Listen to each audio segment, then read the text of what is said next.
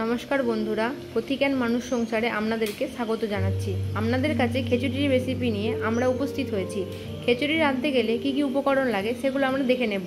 প্রথমে নিতে হবে চাল, তার সঙ্গে নিতে হবে 2 রকম ডাল, মুগ ডাল আর মুসুর ডাল। তারপরে আমরা কিছু সবজি আগে থাকতেই কেটে রেখেছি, যেমন গাজর, আলু, বিনস। আর মশলা করার জন্য পেঁয়াজ, কাঁচা লঙ্কা, আদা, রসুন, এগুলো আমরা সব আগে থাকতেই ধুয়ে পরিষ্কার করে রেখেছি। তার সঙ্গে আদার্স যে মশলাগুলো লাগবে সেগুলো হচ্ছে ধনে জিরে গুঁড়ো, হলুদ, শুকনো লঙ্কা, তেজপাতা, গোটা জিরে, নুন। একটা কড়া নিয়ে তার মধ্যে মুগ ডালটাকে আমরা হালকা করে ভেজে নেব। মুগ ডালটাকে বারবার নাড়তেই থাকবো যাতে নিচের তলার দিকটা ধরে না যায় বা ব্রাউন না হয়ে যায়। দেখতে হবে মিডিয়াম আছে মুগ ডালটাকে ভালো করে আমরা নেড়ে নেব। তারপরে একটি পাত্র নিয়ে এই মুগ ডালটাকে আমরা ভিজিয়ে রাখবো। তারপরে চাল, মুগ ডাল আর মুসুর ডাল তিনটাকে ভালো করে ধুয়ে নিয়ে সেটাকে রেখে দেব। তারপরে আবার কড়াইয়ের মধ্যে হালকা সরষের তেল দেব। তারপর কেটে রাখা সবজিগুলো দেব।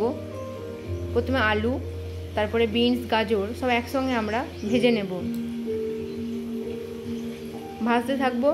তারপরে অন্য পাত্রে অন্য একটা হাঁড়ি নেব, তার মধ্যে জল গরম করতে দেব এবং পরে আমরা সবজিটাকেও দেখে নেব এবং সবজিটাকে আমরা হয়ে গেলে একটা পাত্রে তুলে নেব। এরপর কড়াইয়ের মধ্যে কিছুটা তেল দিয়ে গোটা জিরে, তেজপাতা, শুকনো লঙ্কা, কেটে রাখা পেঁয়াজ দিয়ে দেবো। এরপর হাঁড়ির মধ্যে চাল, ডাল যে ধুয়ে রেখেছিলাম সেটা দিয়ে দেবো। এরপরে কড়াইয়ের মধ্যে যে পেঁয়াজটা দিয়েছিলাম সেটা ভাজতে থাকবো এবং মিক্সির মধ্যে বেটে নেব আদা, রসুন আর কাঁচা লঙ্কা। এরপরে কড়াইয়ের মধ্যে টমেটোগুলো দিয়ে হালকা নুন দিয়ে ভেজে নেব। তারপরে বেটে রাখা মশলাগুলো দিয়ে এরপর আস্তে আস্তে আমরা এটা কষাতে থাকবো। এরপর হাঁড়ির মধ্যে ওই ভেজে রাখা সবজিগুলো দিয়ে দেব। এরপর কড়াতে ওই কষানোর সময় গুঁড়ো মশলাগুলো দিয়ে দেব। তারপরে হালকা করে নাড়তে থাকবো এবং অপর দিকে খিচুড়িটা কেমন হচ্ছে সেটা দেখতে থাকবো। এরপর মশলাটা কষানো হয়ে গেলে ওই খিচুড়ির ওপর দিয়ে দেবো।